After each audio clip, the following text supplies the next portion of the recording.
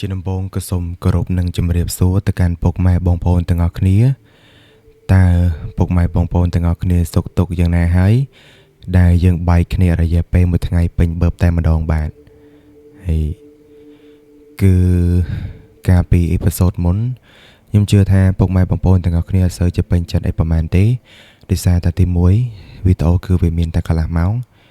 ហើយទី2ការនិយាយរបស់ខ្ញុំក៏វាមិនទាន់ជាលះល្អឬក៏និយាយបានច្បាស់ល្អដែរនិយាយទៅវីដេអូដែលខ្ញុំបានធ្វើឡើងជា podcast នេះគឺខ្ញុំអត់មានបានទៅកែប្រែសំឡេងឬក៏ទៅធ្វើជាសំឡេងអីទេសម្បីតែវីដេអូដែលខ្ញុំបញ្ចូលជាសំឡេងហ្នឹងក៏ខ្ញុំបានទៅធ្វើជាសំឡេងដែរគឺខ្ញុំតែ microphone មាត់អញ្ចឹងគឺខ្ញុំនិយាយចឹងហ្មងគាត់ថាអាវីដេអូនោះគឺយើងបានទៅកាត់ noise កាត់អីដើម្បីការពារសំឡេងរំខានអីចឹងទៅគាត់ថាវីដេអូជា podcast នេះគឺខ្ញុំមិនបានយកសំឡេងយកទៅកាត់ noise ទេដែលវាស្រូបទៅពី microphone បែបម៉េចគឺវាទៅទាំងអស់បែបហ្នឹងតែម្ដងហើយពេលខ្លះគឺវាមានសំឡេងរំខានពីឡានពីម៉ូតូដែរមានបងប្អូនដែលគាត់ធ្វើដំណើរនៅតាមផ្លូវអីចឹងទៅបើសិនជាវាចូលទៅក្នុង microphone ក៏សូមអធិស្ឋានទៅកាន់បងប្អូនផងព្រោះអត់ដឹងថាធ្វើយ៉ាងម៉េចទេព្រោះវាគឺជារឿងធម្មតាតែប៉ុណ្ណោះហើយមានបងប្អូនដែលគាត់បាន comment ថាខ្ញុំនិយាយច្បាស់ឬក៏អីផ្សេងវាគឺជាទម្លាប់នៃការនិយាយអញ្ចឹងគឺវាបាននៅក្នុងការប្រែខ្លាំងមែនតើអញ្ចឹងក៏សូមបងប្អូនអធិស្ឋានតាក់ទងទៅនឹងរឿងនឹងផងហើយដែលខ្ញុំចង់និយាយមួយទៀតចុងក្រោយមុននឹងយើងចូលទៅដល់សាច់រឿងហ្នឹងគឺខ្ញុំចង់និយាយតាក់ទងទៅនឹងការរៀបចំ studio ឥឡូវដែលខ្ញុំកំពុងតែធ្វើហ្នឹងគឺអត់ទាន់មានអីធំដុំទេខ្ញុំគ្រាន់តែដាក់កាមេរ៉ាហើយភ្លើងតិចតួចនិងដងកាមេរ៉ាតែប៉ុណ្ណឹងហើយ microphone តែប៉ុណ្ណឹងគឺអត់ទាន់បានទៅរៀបចំ studio បានត្រឹមត្រូវទេគួរព្រោះដោយសារតែទី1គឺថវិកាទី2គឺបន្ទប់ហ្នឹងឯងព្រោះបន្ទប់ខ្ញុំគឺវាតូចហើយដាក់ក្រែផងដាក់កុំព្យូទ័រផងអញ្ចឹងគឺអត់បានទៅមាន studio មានអីត្រឹមត្រូវទេសង្ឃឹមថាបងប្អូនយល់ខ្ញុំសង្ឃឹមថាអនាគតទៅមុខទៀតអាចនឹងមាន studio បានត្រឹមត្រូវបែបលក្ខណៈ professional ហ្មងបែបមើលទៅគឺវាល្អអាចទទួលយកបានហ្នឹងហើយហើយខ្ញុំក៏ដឹងថាទៅនិយាយទៀតដែរហ្នឹងហើយបងប្អូនតោះឥឡូវកុំឲ្យខាតពេលយូរយើងចូលទៅកាន់សាច់រឿង podcast របស់យើងតែម្ដងទៅចំពោះសាច់រឿង podcast នេះគឺអត់ទាន់ទៅណាឆ្ងាយទេគឺនៅតាក់ទងជាមួយនឹងរឿងរបស់ Police ដដែលគឺដូចតែខ្ញុំបាននិយាយចឹងថាសាច់រឿងដែល Police គាត់បានចែករំលែកមកហ្នឹងគឺវាមានរឿងច្រើនគួរសមដែរអញ្ចឹងក៏ខ្ញុំរៀបវាពីមន្តនការទៅមន្តនការដែលរឿងគាត់បានចែករំលែកមកហ្នឹងហើយអូខេឥឡូវយើងចូលទៅកាន់សាច់រឿងរបស់យើងទៅខ្ញុំសូមបើកមើលបន្តិចសិន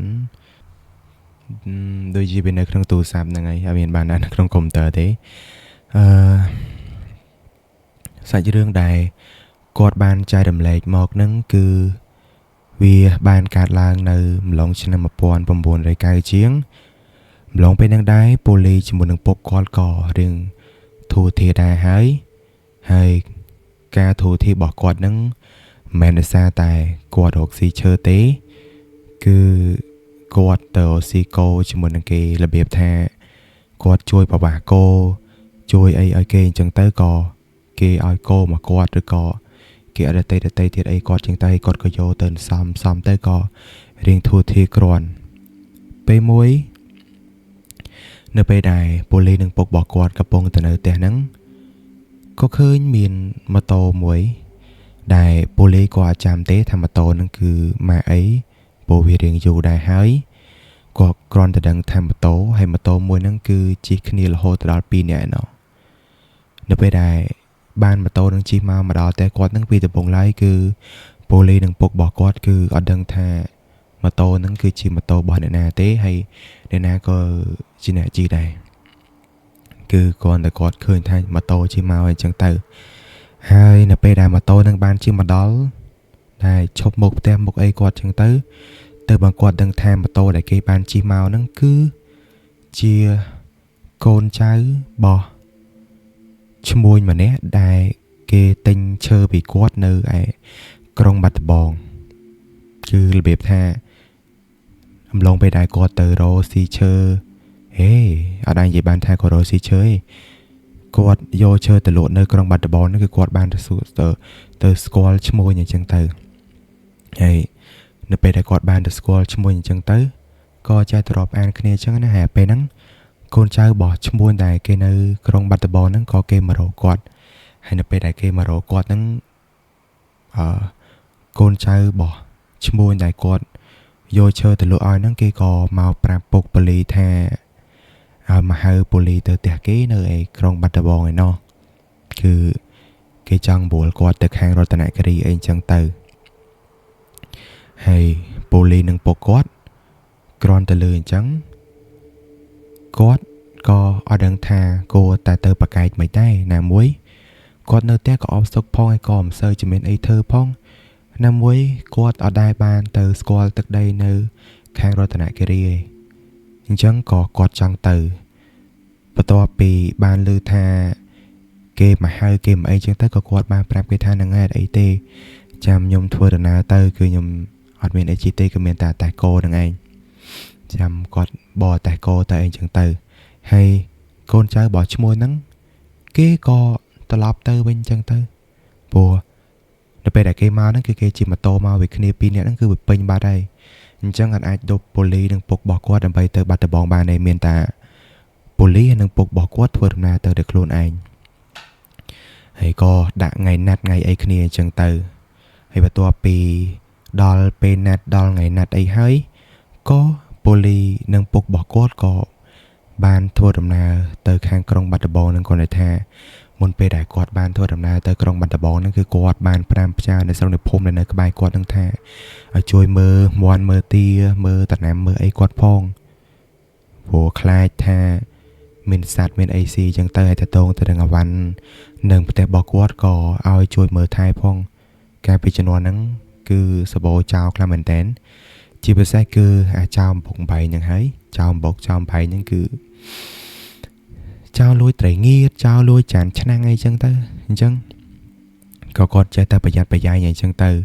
ដើម្បីការពារកុំឲ្យមានពួកចោលទាំងអស់ហ្នឹងមកលួចក៏ប្រាំផ្ញើបងប្អូនចិត្តខាងអីចឹងទៅហើយប្រជាជនខ្មែរចឹងការពីជំនាន់ហ្នឹងក៏មិនសូវជាចិត្តមិនទលាយអីប្រហែលដែរពីច្រើនគឺចិត្តទលាយហ្នឹងហើយនេះបើតាមតាប៉ូលីសគាត់និយាយប្រាប់ការពិតជាស្ដែងគឺខ្ញុំមិនដឹងបែបណាទេព្រោះទាំងខ្ញុំផ្ទាល់ក៏អត់បានកើតនៅចំនួននឹងដែរអញ្ចឹងនេះគឺមានតែនិយាយទៅតាមគាត់ឲ្យគាត់បានប្រាប់មកនឹងទេបាទបន្ទាប់ពីគាត់បានចេញអតាគោទៅដល់ក្រុងបាត់ដំបងក៏ដូចជាបានទៅដល់ផ្ទះឈ្មោះដែលគេទទួលទិញឈើពីគាត់នឹងហើយក៏សម្រាប់នៅផ្ទះឈ្មោះមួយយប់សិនព្រោះពេលដែលគាត់បានធ្វើដំណើរទៅនឹងគឺវាយប់ណាស់ទៅហើយគឺដូចតែអេដមីនបាននិយាយចឹង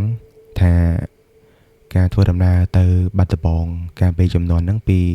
ភូមិរបស់គាត់ទៅគឺត្រូវចំណាយពេលយូរខ្លាំងមែនតើគាត់ថាលើកនេះគាត់ទៅដល់យប់ដែលអត់ដេកផ្លូវហ្នឹងគឺគាត់ចេញទៅតាំងពីបៀតភ្លឺអញ្ចឹងគឺគាត់អាចទៅដល់នៅទីនោះទាន់ថាទៅដល់គឺយប់តែម្ដងជាស្រ័យបងប្អូនរៀងស្អកក៏ទៅសំផឹកទឹកម៉ាត់សិនហ្នឹងហើយបន្ទាប់ពីគាត់បានទៅដេកសម្រាកនៅផ្ទះរបស់ឈ្មោះនឹងមួយយប់ហើយព្រឹកឡើងក៏នាំគ្នាធ្វើដំណើរចេញទៅតែម្ដងហើយការធ្វើដំណើររបស់គាត់ហ្នឹងគឺអត់បានទៅជិះឡានរបស់ឈ្មោះដែលគេទទួលទិញឈើពីគាត់ហ្នឹងទេព្រោះឡានឈ្មោះហ្នឹងគេក៏មិនសូវជាធូរធារខ្លាំងប្រហែលដែរគាត់ថាគេឈ្មោះថាជាឈ្មោះអញ្ចឹងគាត់តែស្ថានភាពគេកាលហ្នឹងក៏មិនសូវជាធូរធារអីធំដុំដែរ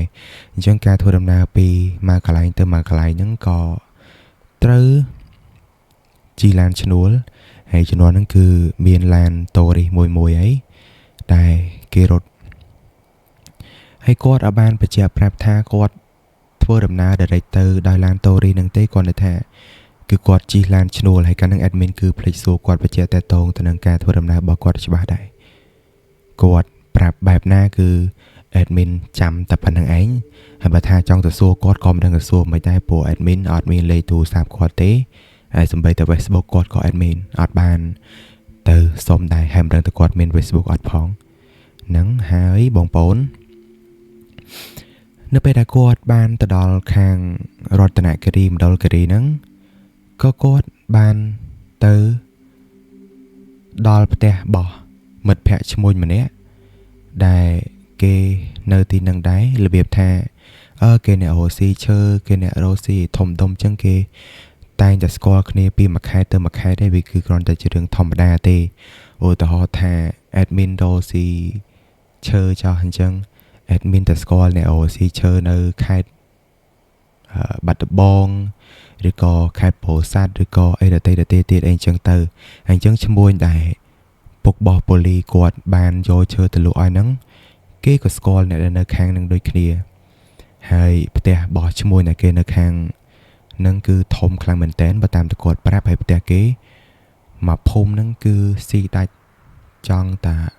មកភូមិហើយវាមិនធំមែនណាទេបើតាមតែគាត់ប្រាប់មកគឺបើតាមតែ admin សម័យរូបភាពមើលទៅគឺវាគ្រាន់បើហ្នឹងហើយបន្ទាប់ពីបានទៅដល់ហើយក៏ជម្រាបសួរឬក៏សួរសុខទុក្ខហើយក៏ណែនាំគ្នាទៅវិញទៅមកឲ្យធម្មតាអញ្ចឹងទៅអាហ្នឹងគឺគ្រាន់តែជារឿងធម្មតាទេសម្រាប់ដែលមនុស្សទៅតែជួបគ្នាដំបូងក៏សួរតេតងទៅនឹងរឿងនេះរឿងនោះអីចឹងទៅបន្ទាប់ពីបានសួរនាំគ្នាហើយក៏តាមតែទម្លាប់របស់គាត់គឺគាត់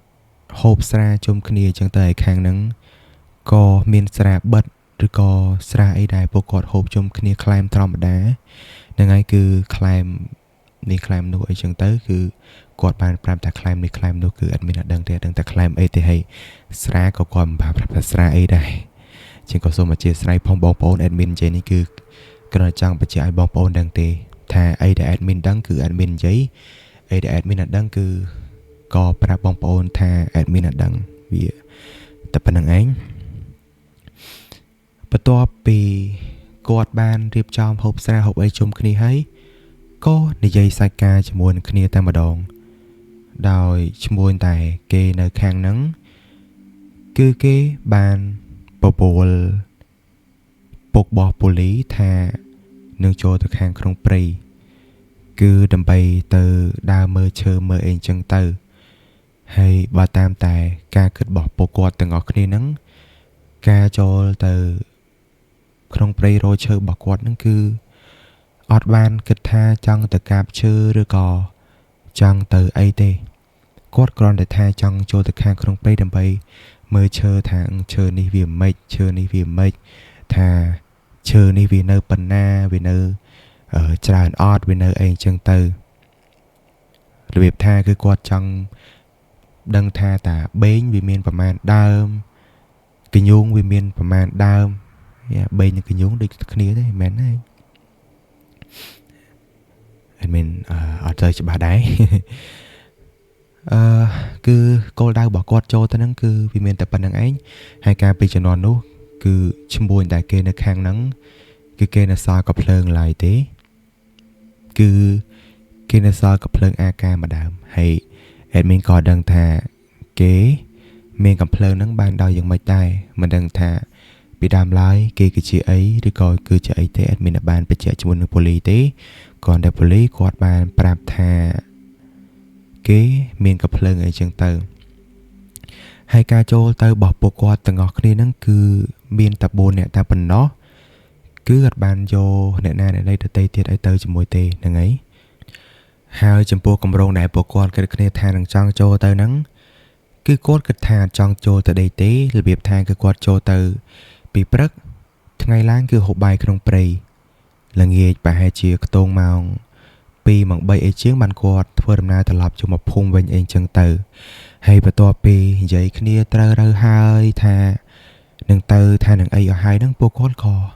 នាំគ្នាហូបស្រាបន្តទៀតអីចឹងទៅហើយប៉ូលីគាត់ នឹងហើយអាយុគាត់ក៏អាចនឹងផឹកស្រាបានដែរអញ្ចឹងក៏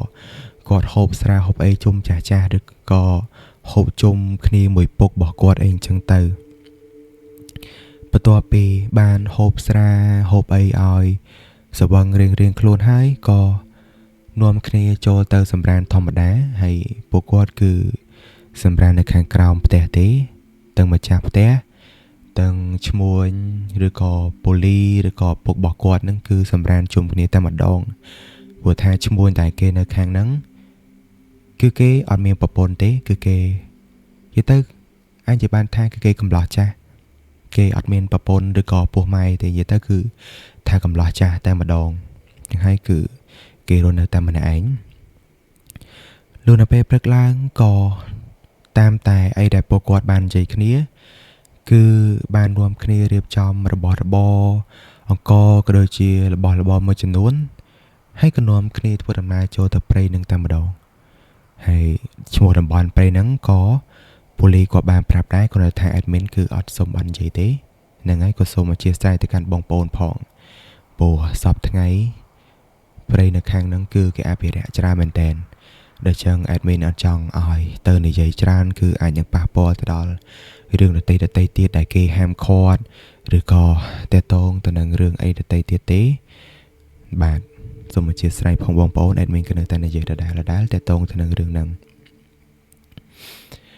នៅពេលដែលគាត់បានធ្វើដំណើរចូលទៅនឹងពីដំបូងឡើយគឺគាត់គិតថាចូលទៅ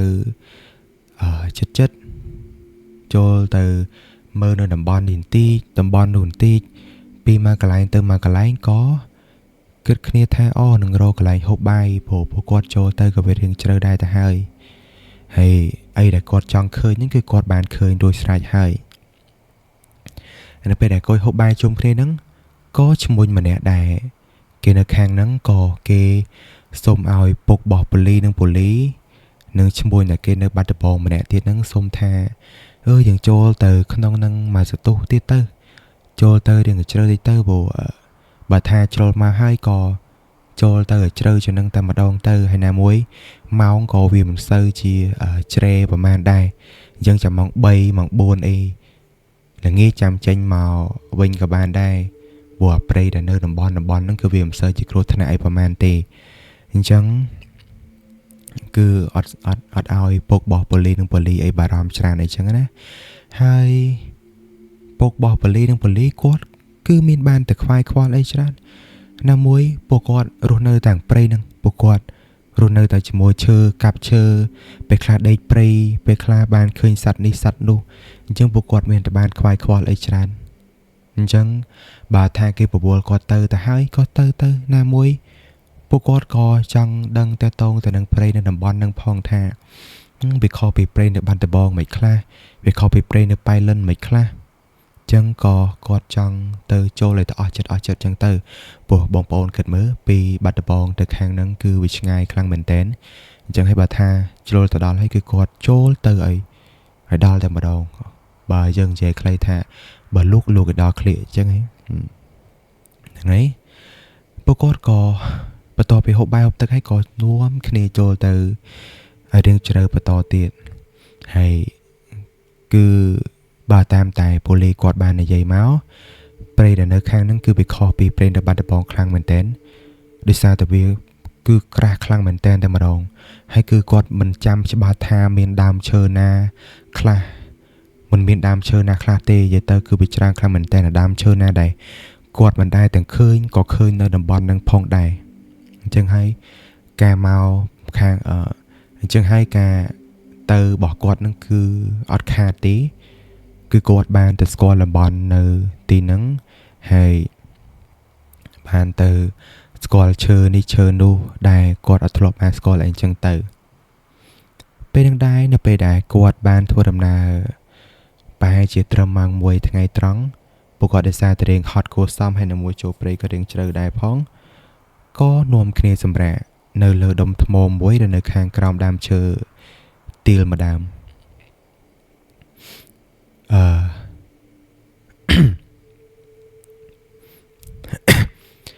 ហើយពេលដែលគាត់បានទៅអង្គុយនៅខាងក្រោមដើមឈើហ្នឹងគឺអត់បានទៅធ្វើអីច្រើនទេគឺគ្រាន់តែថា អង្គុយនិយាយគ្នាលេងតែតងទៅនឹងរឿងនេះរឿងនោះតែបានឃើញតាមឈើនេះតាមឈើនោះឬក៏ចោលប្រាប់ថាតំបន់នេះមានអីតំបន់នោះមានអីអីចឹងទៅគឺឈ្មោះអ្នកគេនៅខេត្តហ្នឹងគឺគេនិយាយប្រាប់ណែនាំអីចឹងហើយទាំងប៉ូលីសទាំងឈ្មោះអ្នកគេនៅបាត់ដំបងទាំងឪពុករបស់ប៉ូលីសគឺគាត់បានត្រឹមតែអង្គុយចាំស្ដាប់ទេនិយាយទៅអ៊ំប្រុសម្នាក់ដែលគាត់នៅខាងហ្នឹងគឺគាត់ប្រកែកនិយាយខ្លាំងមែនតើនេះបើតាមទៅប៉ូលីសគាត់ប្រាប់របៀបថាគឺគាត់និយាយអត់ចេះអស់ទឹកមាត់តែម្ដងគាត់និយាយបើថាឲ្យគាត់អង្គុយនិយាយ10ម៉ោងគឺគាត់និយាយទាំង10ម៉ោងទាំងអត់ផឹកទឹកហ្មងណារបៀបអញ្ចឹងណាហើយទាំងប៉ូលីសទាំងអីហ្នឹងគឺគាត់បានត្រឹមតែអង្គុយស្ដាប់ទេបើពាក្យណាដែលថាគាត់អាចតបទៅវិញបានក៏គាត់តបពាក្យណាដែលថាគាត់អត់ដឹងថាគួរតែតបទៅមិនក៏បានត្រឹមតែអង្គុយស្ដាប់ពេលនឹងដែរបន្ទាប់ពីពួកគាត់បានជជែកគ្នានិយាយគ្នាពីនេះពីនោះហើយម៉ោងក៏ចូលម៉ោង2ម៉ោង2ពួកគាត់ទាំងអស់គ្នាក៏គិតថាឥឡូវម៉ោង2ហើយយើងនាំគ្នាត្រឡប់ទៅស្រុកភូមិវិញទៅយើងដើរមកមើលតែប៉ុណ្្នឹងបានហើយមួយបើតាមទៅមើលទៅគឺដើមឈើដែលពួកគាត់ចង់មកឃើញហ្នឹងក៏ឃើញហើយទៅហើយបើសិនបើជាគាត់ចូលទៅព្រៃជ្រៅទៀតក៏វាកាន់តែគ្រោះថ្នាក់ដែរព្រោះដោយតែបងប្អូនបាននឹងស្រាប់ហើយថានៅតំបន់ហ្នឹងនៅខេត្តខាងហ្នឹងគឺសម្បូរទៅដោយសត្វធំខ្លាំងមែនទែនជាពិសេសគឺជាសត្វដំរីហ្នឹងហើយសត្វដំរីគឺនៅច្រើនហើយការពេលចំនួនហ្នឹងអត់សូវជាមានការចូលទៅដល់ខាងក្នុងព្រៃជ្រៅក៏ពពួកសត្វទាំងអស់ហ្នឹងវាអត់ទាន់បានចេញទៅណាទេគឺវានៅតាមព្រៃនឹងឯងអញ្ចឹងពួកគាត់កុំឲ្យយប់តន់ក៏នាំគ្នាស្រាវជ្រាវធ្វើដំណើរត្រឡប់មកវិញអីអញ្ចឹងទៅហើយពេលដែលគាត់បានធ្វើដំណើរត្រឡប់មកវិញហ្នឹងណារឿងដែលកើតឡើងហ្នឹងគឺបានកើតឡើងនៅពេលហ្នឹងតែម្ដងគឺមានបរិសុទ្ធ2នាក់ដែលបើតាមទៅមើលទៅគឺគាត់គឺជាព្រានព្រៃហើយការស្លៀកពាក់របស់គាត់របៀបថាគឺគាត់ពាក់ខោអាវខ្មៅបើតាមទៅប៉ូលីសថាមិនមែនជាប្រភេទខោអាវរបស់ខ្មែរក្រហមទេគាត់ថាវាខ្មៅអញ្ចឹងទៅគឺនៅខ្លួនគេគឺមានកាភ្លើង AK 2ដើមហ្នឹងហើយគឺគេមានតែកាភ្លើង AK និងកាបិតដែលបានកាន់នៅនឹងដៃរបស់ពួកគេហ្នឹងហើយនៅពេលដែលគេបានដើរមកដល់គឺគេដើរសំដៅមករកពួកគាត់ទាំង4តែម្ដងហើយនៅពេលដែលពួកគាត់បានឃើញគេដើរមករកពួកគាត់អញ្ចឹងពួកគាត់គិតថាគេគឺជាចៅក៏ហ្នឹងហើយក៏ការពារខ្លួនក៏សេរីកាភ្លើងសេរីកាបិតសេរីឲ្យជាប់ដៃអញ្ចឹងណារបៀបថាគេមិនទាន់បានយកកាភ្លើងទៅបញ្ជុំទៅកាន់ពួកគាត់ទេគេគ្រាន់តែដើរកាន់កាភ្លើងហើយកាន់កាបិតហើយដើរស្ដៅមករកពួកគាត់ហ្មងគាត់ថាពេលដែលគេបានដើរមកហ្នឹងគឺគេអត់បានទាន់ស្រែកសួរឬក៏អីនិយាយអីទៅកាន់គាត់ទេគឺពួកគេទាំងពីរហ្នឹងដើរមកគឺមុខមើលយកតែម្ដងហើយពួកគាត់ទាំង4គាត់ឃើញអញ្ចឹងគឺនាំគ្នាដើរថយក្រោយបន្តិចហើយក៏ត្រៀមខ្លួនត្រៀមអីអញ្ចឹងទៅបើសិនជាគេចង់មកវាប្រហារមកកាន់គាត់ឬក៏ចង់ប្លន់ឬក៏ចង់បាញ់មកកាន់គាត់អីចឹងទៅគឺគាត់អាចគេចតន់ឬក៏អាចការពារខ្លួនអីតន់អីចឹងទៅហ្នឹងហើយពេលហ្នឹងតើបងប្អូនដឹងថានៅពេលដែលគេបានដើរមកគឺគេនិយាយអីដាក់ទៅកាន់ពួកគាត់ទាំង4អត់នៅពេលដែលបរោះទាំងពីរហ្នឹងគឺពួកគេបាននាំគ្នាដើរមកគឺគេច្អល់មុខមកកាន់ពួកគាត់ទាំង4ហ្មងហើយបរោះទាំងពីរហ្នឹងគឺមិនសូវជាចាស់ប្រហែលទេអាយុបបគេហ្នឹងបើតាមទៅប៉ូលីសគាត់និយាយប្រាប់មកគឺត្រឹមតែ30ក្រាស់ទេនិយាយទៅអាយុអត់ដល់ប្រហែលឪពុករបស់ប៉ូលីសនឹងឈ្មោះទាំងពីរនោះផងហ្នឹងគាត់ថាប៉ូលីសគាត់ក្មេងជាងហ្នឹងហើយពេលហ្នឹងនៅពេលដែលគេបានដើរមកដល់គឺគេច្អល់មុខទៅកាន់ពួកគាត់ទាំង4ហើយគឺមានបរិសម្នាក់ដែលគេឈរស្ដាំដៃគឺគេច្អល់មកកាន់មុខគាត់ហើយគេនិយាយម៉ាំងហ្មងគឺគេនិយាយបែបតែគ្រាន់តែគឺអត់មានក្រមសីលធម៌ទេហើយគឺអត់គោរពចាស់ទុំទេគេមកដល់គឺគេច្អល់មកហើយនិយាយថាមិនបានពួកឯងចូលមកតំបន់អញចឹងហើយដឹងថាឯងចូលមកតំបន់អញចឹងឯងធ្វើឲ្យសត្វអញផ្អើលអត់អញមករោសត្វឯងមកធ្វើឲ្យសត្វអញផ្អើលចឹងអញទៅរោសត្វមិនទៅគឺគេនិយាយបដាគេច្អល់មកកាន់ពួកគាត់បដាហ្មងរបៀបថាគឺអត់គោរពចាស់ទុំតែម្ដងហើយ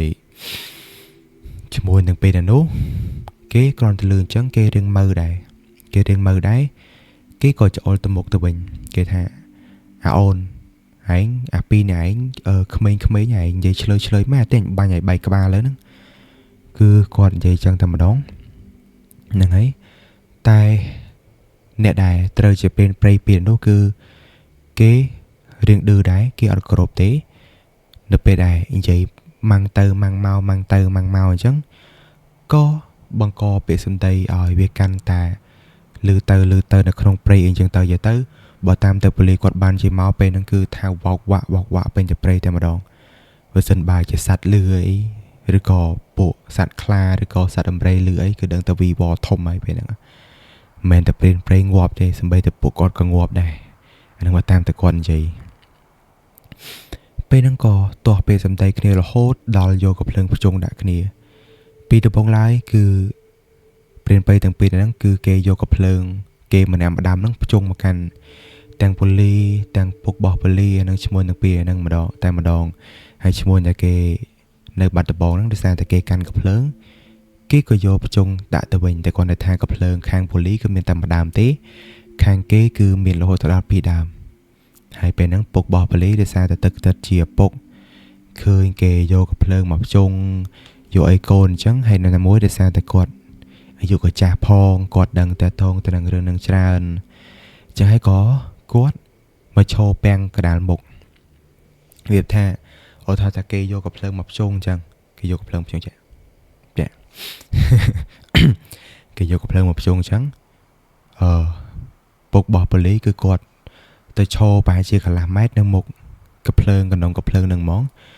បន្ទាប់ពីគាត់បានឈរបាំងក្នុងកំភ្លើងទាំងពីរនឹងហើយគាត់ក៏និយាយប្រាប់ទៅកាន់ព្រានបីទាំងពីរនេះដែរបានភ្ជុងកំភ្លើងនឹងថាអូណាពូចូលមកគឺគ្រាន់តែមករដើមឈើដែលពូចង់ឃើញឬក៏ដើរមកមើលតំបន់នេះទេថាវាមានអីខ្លះពូអត់ចង់មកញ៉ៃឬក៏ចង់មកប៉ះពាល់ការរកសត្វរបស់ក្មួយទេអញ្ចឹងបើថាអធិស្ឋានគ្នាបានក៏អធិស្ឋានគ្នាទៅយើងសិតតែជាខ្មែរតែមួយទេយើងវាថាយើងទៅតាពីងើពីសង្គ្រាមយើងទៅតាងើពីអីអញ្ចឹងទៅក៏យើងសម្រួលគ្នាទៅតែពីនៅនោះគឺអត់យល់ព្រមទេពីនៅនោះនៅពេលដែលឮថាពុកបោះប៉ូលីនិយាយអញ្ចឹងក៏គាត់មិនគាត់ទេក៏ពួកគេទាំងពីរនៅតែនិយាយសំដីឆ្លើយដាក់មកកាន់ពុកបោះប៉ូលីហ្មងតែបងប្អូននឹងថាគេទាំងពីរហ្នឹងនិយាយមិនអត់គឺគេបានយកកណ្ដុងកំភ្លើងមកភ្ជុងមុខបោះពុកបោះប៉ូលីហើយគេក៏និយាយសឡុតមកកាន់ពុកបោះប៉ូលីហ្មងគឺគេនិយាយថាអញក៏ចាស់ឯងគុំចេះដឹងពេកឯងចាស់ហើយល្មមទៅងាប់ឬក៏ទៅអីចឹងទៅជាស្រ័យផងគឺ admin និយាយតាមតែគាត់និយាយប្រាប់ទេហ្នឹងហើយគឺវារៀងអាសរោះទៅអីគឺថាឯងល្មមទៅងាប់ល្មមអីចឹងទៅកុំចេះមិនដឹងរឿងក្មេងៗចឹងទៅហើយប្រយ័ត្នអញបាញ់ឲ្យបាយក្បាលងាប់ក្នុងព្រៃហ្នឹងរបៀបអញ្ចឹងណានិយាយទៅគឺពុកគេឆ្លើយតែម្ដងហើយពុកបោះប៉ូលីគ្រាន់ឃើញអញ្ចឹងគាត់ទៅលឺអញ្ចឹងគាត់រៀងមើលដែរគាត់ចាស់ហើយអាពីរនៅហ្នឹងគឺក្មេងហើយមកហៅគាត់សារឯងហើយនិយាយប្រមាថគាត់ចឹងទីហើយមួយមិនមែនគាត់អ្នកអន់ណាគាត់អ្នកចេះដែរគាត់តែថាគាត់ខ្លាំងឬក៏ខ្សោយអត់មានដឹងទេហ្នឹងហើយគាត់លឺអញ្ចឹងគាត់ឈរនៅមួយកន្លែងគាត់ថាឲ្យបាញ់មកចឹងគាត់ថាឲ្យបាញ់មកបាយខ្លាំងឲ្យបាញ់មកហើយអាពីរហ្នឹងគឺវាបាញ់មែនតែគឺបាញ់អត់ចេញហ្មងអាកំភ្លើង AK របស់វាពីរដើមហ្នឹងគឺថាបាញ់អត់ចេញតែម្ដងវាកេះមិនក៏មិនចេញអីមិនក៏មិនចេញយល់ទៅគឺរបៀបថាកាំងគ្រាប់ហ្មងហើយពុករបស់ប៉ូលីគឺគាត់នៅធម្មតាគាត់ឈរធម្មតាហើយបើមើលប៉ូលីវិញហើយនឹងរៀនព្រៃទាំងពីរដល់នោះគឺថាឡើងបើកភ្នែកធំមកហើយមិនដឹងថាពួកគាត់ភ័យឬក៏ពួកគាត់ដឹងតែតងទៅនឹងរឿងអីដទៃទៀតទេគ្រាន់តែឃើញថាកំភ្លើងបាញ់ពុកបោះប៉ូលីអត់ចេញអញ្ចឹងគឺនាំគ្នាបើកភ្នែកធំហ្មងហើយអាពីរនេះដែរសំដីឆ្លើយដែលបានយកកំភ្លើងមកភ្ជុងក្បាលរបស់ពុកប៉ូលីហ្នឹងគាត់តែឃើញថាកំភ្លើងរបស់ពួកវាបាញ់អត់ចេញពួកវាក៏នាំគ្នាបើកភ្នែកធំដែរវាកែកំភ្លើងផងគឺវាមើលមកគ្នាផងវារបៀបថាវាកែកំភ្លើងកែចាវាកែកំភ្លើងអញ្ចឹងហើយវាមើលមកគ្នា វាមើលមុខគ្នាវាហើយវាស្រឡឹងមើលមកមុខរបស់ពុកប៉ូលីរបៀបចឹងហ៎បងប្អូនវាបាញ់ផងវាមើលមុខគ្នាហើយវាមើលមុខរបស់ពុកប៉ូលីផងគ្រាន់តែបាញ់មកស្ទុះតូចហើយស្រឡឹងមើលមុខរបស់ប៉ូលីបានស្រឡឹងមើលមុខរបស់ពុកប៉ូលីបានមកស្ទុះតូចវាក៏ទម្លាក់កំភ្លើងចោលនឹងដីហ្មងវាទម្លាក់កំភ្លើងចោលនឹងដីហើយវាលើកដៃសាពះទៅកាន់ពុកប៉ូលីហ្មងវាថាពូអើយខ្ញុំសុំទោសផងថ្ងៃក្រោយគឺខ្ញុំអត់ធ្វើអញ្ចឹងទៀតទេហើយខ្ញុំសុំទោសផងហើយនិយាយហើយក៏វាកាន់កំភ្លើងមកវារត់ចេញទៅបាត់ហើយពុករបស់ប៉ូលីគាត់បើតាមទៅមើលទៅតាមទឹកមុខរបស់គាត់ដែលប៉ូលីគាត់បាននិយាយប្រាប់នឹងទៅមុខរបស់គាត់គឺស្មើលបងប្អូនរបៀបថាទឹកមុខរបស់គាត់គឺមាំហ្មងរបៀបថា មុខគេវាយ10ដៃហើយនៅតែមាំធម្មតាអញ្ចឹងរបៀបអញ្ចឹងណាពេលហ្នឹងពុករបស់ប៉ូលីក៏គាត់បានមកអីដែរនៅពេលដែលបានឃើញថាគេបានរត់ចេញទៅផុតអញ្ចឹងក៏គាត់បានប្រាប់ទៅកាន់ប៉ូលីដែលត្រូវជាកូនប្រុសហើយនឹង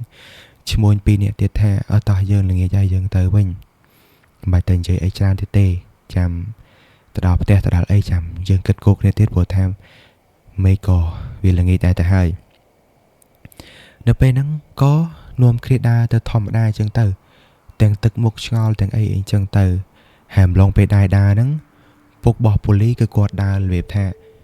គឺគាត់អត់មែនដើរជាជួរទៅរៀបទេគឺគាត់ដើររបៀបថានៅមុខគ្នាខាងស្ដាំដៃបន្តិចនៅមុខគ្នាខាងឆ្វេងដៃអធិស្ឋាននៅមុខគ្នាខាងឆ្វេងដៃបន្តិចឬក៏ខាងក្រោយគ្នាបន្តិចអីចឹងទៅហើយពេលដែលបានដើរត្រឡប់មកផ្ទះមកស្រុកមកភូមិវិញហ្នឹងគឺពុករបស់ប៉ូលីគឺដើរនៅមុខប៉ូលីបន្តិចរបៀបថាគឺគាត់ដើរប្រឆាំងគ្នាបន្តិចរបៀបមើលខ្ញុំហ្នឹងហើយឬក៏ដើរប្រឆាំងគ្នាបន្តិចដើរប្រឆាំងគ្នាអញ្ចឹងទៅគឺគាត់អាចមើលគ្នាឃើញនៅពេលដែលបានដើរអញ្ចឹងទៅក៏ឃើញថាពុករបស់ប៉ូលីគាត់បានខ្ជិះអីចេញពីមាត់មួយមើលទៅដូចជាគុជបន្តិចដូចជាឆ្អឹងបន្តិចអីបន្តិចមិនឯងប៉ូលីគាត់មើលអត់ច្បាស់ទេ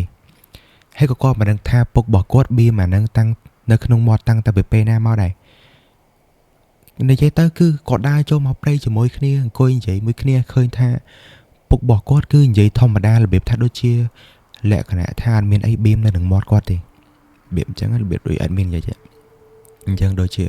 អត់មានអីថាបៀមនៅនឹងមាត់ទេនិយាយទៅទាំងប៉ូលីទាំងឈ្មោះនឹងពីរនោះគឺថាឆ្ងល់ខ្លាំងមែនតើមិនដឹងថាពុករបស់ប៉ូលីគាត់ទៅបៀមអានឹងនៅក្នុងមាត់គាត់តាំងតាពីអង្កាលដែរហើយប៉ូលីអាម្លងពេលដែលកំពុងទៅនៅខាងក្នុងព្រៃជាមួយនឹងពុករបស់គាត់ហ្នឹងក៏គាត់មិនដឹងថារបស់ដែរពុកគាត់បានខ្ជិះចេញពីមាត់មកហ្នឹងគឺវាគឺជាអីប្រកាសទេគាត់ក៏អត់តន់ហ៊ានសួរដែរព្រោះថាពុករបស់គាត់តែនិយាយម៉ាត់ណាគឺម៉ាត់ហ្នឹងហើយរបៀបថាតែគាត់និយាយថាចាំទៅដល់ផ្ទះចាំគាត់និយាយរឿងនេះប្រាប់គឺទៅដល់ផ្ទះបានហ៊ានសួរនាំឬក៏ទៅនិយាយអីផ្សេងរបៀបចឹងណាបងប្អូនគឺពុករបស់ប៉ូលីគាត់ចេះតែប៉ែច្រើនទេ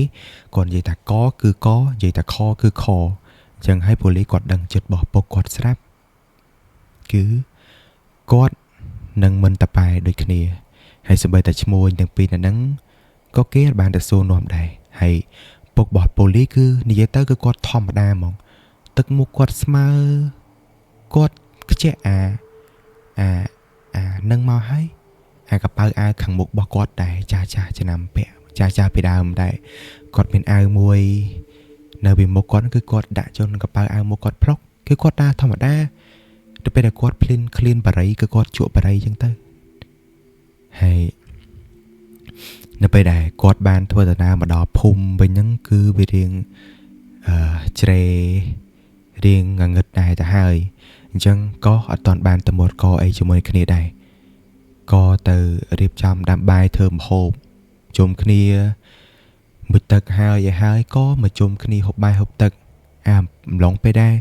ហូបបាយហូបទឹកហ្នឹងក៏មិនបានទៅនិយាយអីច្រើនជាមួយនឹងគ្នាដែរគាត់ហូបបាយគឺដឹងហូបបាយហ្មងបើថានិយាយគ្នាគឺតាក់ទងទៅនឹងរឿងអីផ្សេងទៅទៀតដែលតាក់ទងទៅនឹងរឿងការរកស៊ីឬក៏អីទៅទៀតអីអញ្ចឹងទៅ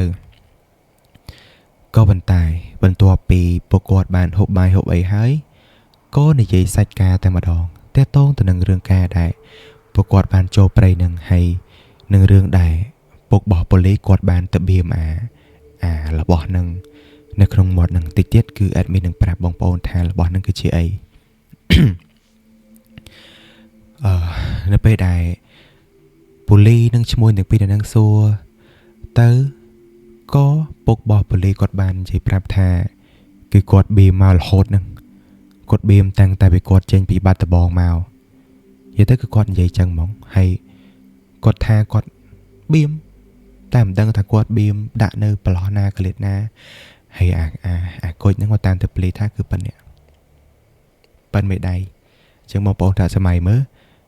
បើសិនជាថតមុខ admin ចឹងនេះមុខ admin បើសិនបើថាបៀមនៅនឹងទៅនេះវាគួរតែប៉ោងទៅ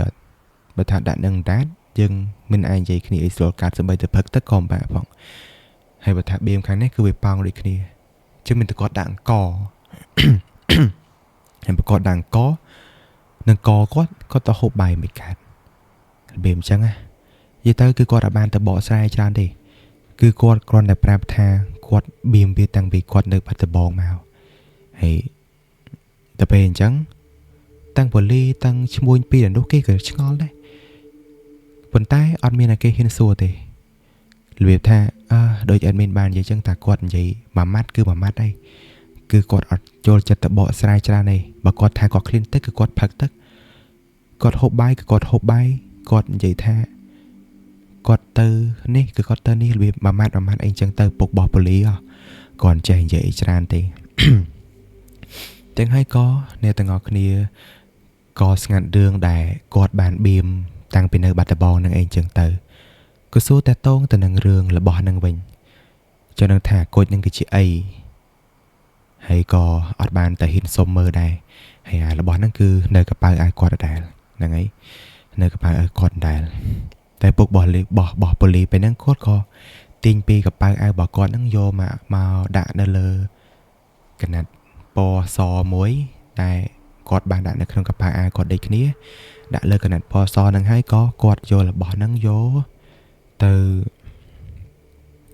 ដាក់លើកណាត់ហ្នឹងបន្ទាប់មកក៏គាត់បានប្រាប់ពូលីនឹងឈ្មោះនឹងពីរនឹងថាអាហ្នឹងគឺគុជបោះដំរីចោះប្រេងគឺគាត់និយាយចឹងវាគឺជាគុជបោះដំរីចោះប្រេងអាហ្នឹងគឺវាមានរឹតដំណៃខ្លាំងមែនតើទាំងក្រកំភ្លើងទាំងអីដទៃទៀតឬក៏អ្នកដែលចង់យាយីអ្នកដែលថាគិតអាក្រក់គិតអីមកលើម្ចាស់របស់ហ្នឹងគឺបាក់ស្បាតតែម្ដងរបៀបថាអញ្ចឹងពុកបោះប៉ូលីក៏អួតទេគាត់របៀបថាគាត់និយាយស្មើមុខស្មើគឺគាត់និយាយប្រាប់ទៅកាន់អញ្ចឹងហ្មងសូម្បីតែប៉ូលីដែរកូនបកើតរបស់គាត់នឹងហ្មងក៏មិនដែរដឹងថាពុកគាត់មានរបស់ហ្នឹងដែរនិយាយទៅលើកទី1ដែលគាត់បានឃើញរបស់ហ្នឹងហើយរបស់ហ្នឹងគឺនៅដល់សប្តាហ៍ថ្ងៃគាត់បានយកមកឲ្យ admin មើលផ្ទាល់ដែរគាត់ថា admin បានថតទុកទេពួកគាត់ហាមអីគាត់ថាអត់ឲ្យថតបានទេគាត់តែគាត់ឲ្យមើលបានគាត់ហាមថាអូនឯងកុំថតចាំពូឲ្យមើលអញ្ចឹងណាយើងក៏ admin បានត្រឹមតែមើលរបស់ហ្នឹងអញ្ចឹងគឺ admin បានឃើញផ្ទាល់នឹងភ្នែកហើយគឺវាប៉ិនមេដៃពិតមែនហើយគឺថាឡើងរលោងហ្មងហើយគាត់និយាយថាគុជបោះដំរីហ្នឹង admin ក៏មិនដឹងថាវាចេញមកពីណាដែរមកដល់សប្តាហ៍ថ្ងៃហ្នឹងសម្បីតែពូលីក៏គាត់មកដឹងថាហ្នឹងគឺចេញពីណាពីខ្លួនបោះដំរីដែរបើតាមតែគាត់គិតក៏ដូចជា admin គិតប្រហែលជាវាចេញពីភ្លុកបោះដំរីមើលទៅតែមិនដឹងថាវាចេញនៅក្នុងភ្លុកឬក៏អាហ្នឹងវាគឺជាភ្លុកហ្មងមានបងប្អូនដែលដឹងបងប្អូនអាចខមមិនប្រាប់ផងមិនដឹងអាហ្នឹងគឺជាភ្លុកឬក៏គឺជាគុជឲ្យ admin អត់ដឹងហ្មង ដឹងតែត្រឹមថាគាត់បានបញ្ជាក់មកប្រាប់ថារបស់ហ្នឹងបើយើងដាក់នៅក្នុងផ្ទះឬក៏ដាក់នៅនឹងខ្លួនជាប់ខ្លួនចងកប៉ៅអាវឬក៏ដាក់នៅក្នុងឡានឬក៏អីដតៃដែរមិនខុសពីដំណំគឺវាអាចការពារគ្រួសារយើងបានដែរអ្នកដែលថាប៉ុនប៉ងកិនអាក្រក់មកលើយើងឬក៏ចង់ធ្វើអំពើដាក់គ្រួសារយើងឬក៏ចង់ធ្វើដតៃទៀតដែលតេតងទៅនឹងរឿងផ្លូវអាងឹតឬក៏តេតងទៅនឹងរឿងដែលមានយើងជឿគេថាគេចង់កាប់សម្លាប់ឬក៏ប៉ុនប៉ងធ្វើអីល្អអញ្ចឹងគឺរបស់ហ្នឹងគឺពីការពារវាជួយបញ្ជាជួយបដិញអីអញ្ចឹងទៅ admin គឺអត់ច្បាស់ 100% ទេ admin និយាយតាមតែគាត់បានប្រាប់មកទេ ហ្នឹងហើយគឺដូចតែ admin បាននិយាយដដែលអញ្ចឹងថាបើបងប្អូនដឹងតាក់ទងទៅនឹងរបស់មួយហ្នឹងក៏សូមខមមិននៅខាងក្រោមផងហ្នឹងហើយឥឡូវយើងចូលទៅកាន់សាច់រឿងរបស់យើងវិញបន្ទាប់ពីពុកបោះពូលីគាត់បាននិយាយប្រាប់រឿងទាំងអស់នឹងហើយប្រាប់ទៅកាន់អ្នកគ្រប់គ្នាហើយក៏ទាំងពូលីទាំងអ្នកគ្រប់គ្នាអីក៏អត់បានទៅមាត់ទៅកអីដែរគឺបានទៅថាបាទនិយាយបាទបើថាបច្ចុប្បន្ននឹងនិយាយថាអូខេអញ្ចឹងណាហ្នឹងហើយ ហើយក៏ហូបស្រាជុំគ្នាធម្មតាធំអីអញ្ចឹងទៅនៅពេលយប់ឡើងក៏បានទៅសម្រាប់ជុំគ្នាធម្មតាលួររហូតតលតាគ្រប់កំណត់ដែរពួកគាត់ត្រូវត្រឡប់មកខាងបាត់ដំបងវិញក៏ពួកគាត់បានរកវិធីសាស្ត្រធ្វើដំណើររបស់គាត់ត្រឡប់មកបាត់ដំបងវិញអីអញ្ចឹងទៅបាទហើយសាច់រឿងដែល admin បានលើកយកមកហ្នឹងគឺវាមានតែប៉ុណ្្នឹងទេបើតាមតែ admin គិតមើលទៅ admin និយាយប្រហែលជារឿងយូរគួរសមដែរហើយមិនដឹងថាវាប្រហែលនាទីប្រកបទេបងប្អូនបើតាមតែ admin គិតមើលទៅចំពោះរឿងទី2របស់ពូលីនេះគឺមិនសូវជាគួរឲ្យខ្លាចឬក៏កាយសាហាវអីប្រហែលទេព្រោះវាអត់តាក់ទងទៅនឹងរឿងពពួកព្រៃបិសាចឬក៏ពពួកសត្វខ្លាឬក៏ពពួកសត្វដំរីឬក៏ពពួកព្រៃខ្លាប្រហែលទេក៏ប៉ុន្តែវាស្ថិតនៅក្នុងរឿងអបិយជំនឿដូចគ្នាដែលតាក់ទងទៅនឹងរឿងគុជមួយហ្នឹងគឺដូចតែ admin បាននិយាយចឹងគឺតាក់ទងទៅនឹងរឿងគុជមួយហ្នឹងហើយតែបងប្អូនគិតយ៉ាងណាដែរចំពោះរឿងមួយនេះបងប្អូនអាចខមមិននៅខាងក្រោមបានហើយសាច់រឿងមួយហ្នឹងគឺមានតែប៉ុណ្្នឹងទេ admin គិតថាប្រហែលជាមិនដល់1ម៉ោងទេរឿងមួយនេះអញ្ចឹងសង្ឃឹមថាវីដេអូក្រោយៗទៀតអាចនឹងធ្វើបានដល់1ម៉ោងដើម្បីចែកជូនទៅកាន់បងប្អូនស្ដាប់ឲ្យបានយូរកុំឲ្យថាវាមានតែកន្លះម៉ោងអីចឹងទៅហើយ admin បន្ទាប់ពីធ្វើវីដេអូនេះហើយគឺ admin នឹងទៅមើលខ្លួនឯងដូចគ្នាទៅតងទៅនឹងពាក្យសម្ដីឬក៏កាយវិការដែលមិនសមរម្យបើសិនបើឃើញថាមិនសូវជាសមរម្យទេឬក៏កាយវិការមិនសូវជាល្អពាក្យសម្ដីមិនសូវជាល្អទេ admin នឹងព្យាយាមកែប្រែវាម្ដងបន្តិចរហូតតតាល្អអាចទទួលយកបានវាមិនល្អអត់ខ្ចោះទេហើយតើតងទៅនឹងរឿងមួយទៀតគឺបញ្ហាសំឡេង admin អត់ដឹងថានៅពេលដែលបងប្អូនស្ដាប់មើលទៅគឺវារៀងបុកបាសពេកឬក៏ខ្សោយពេកអត់ទេប៉ុន្តែការនិយាយនេះគឺវាគៀកមីក្រូហ្វូនខ្លាំងមែនតើអញ្ចឹងសង្ឃឹមថាបងប្អូននឹងអាចនឹងឮទៅចោះហ្នឹងហើយជាចុងក្រោយក៏សូមអរគុណទៅកាន់ពុកម៉ែបងប្អូនទាំងអស់គ្នាសង្ឃឹមថាពុកម៉ែបងប្អូនទាំងអស់គ្នានឹងគាំទ្រហើយតតងទៅនឹងរឿងភាគ admin ប្រហែលជានៅតែធ្វើគ្រាន់តែថាអាចនឹងឆ្លៀតធ្វើហ្នឹងហើយបងប្អូនអាចចាំមើល admin នឹងរកពេលវេលាណាមួយសិនដើម្បីធ្វើទៅលើរឿងភាគក៏ប៉ុន្តែរឿងភាគដែរធ្វើលើកហ្នឹងគឺអត់ធ្វើជាមួយភាគដែរសាច់រឿង1ម៉ោងទេ admin នឹងធ្វើជាបែបលក្ខណៈថាភាគផ្សេងដទៃទៀតគឺអាចនឹងថាមួយភាគគឺចប់យកតែម្ដងអញ្ចឹងវាចំណាយពេលរឿងជូរគួរសមបាទហើយអត់ដឹងថាគួរតែទៅនិយាយទៀតទេគឺមានតែនិយាយដដែលនឹងថាបើសិនជាមានបញ្ហាខាងសំឡេងឬក៏ admin និយាយអត់សូវត្រឹមត្រូវឬក៏បងប្អូនអត់សូវជាពេញចិត្តក៏សូមអធិស្ឋានផងព្រោះវីដេអូនេះ admin គឺនឹងកាត់ចោលភាគតិចខ្លាំងមែនតើបាទអស់អីនិយាយហើយក៏សូមអរគុណនិងសូមជម្រាបលាជួបគ្នានៅវីដេអូក្រោយទៀតបាទ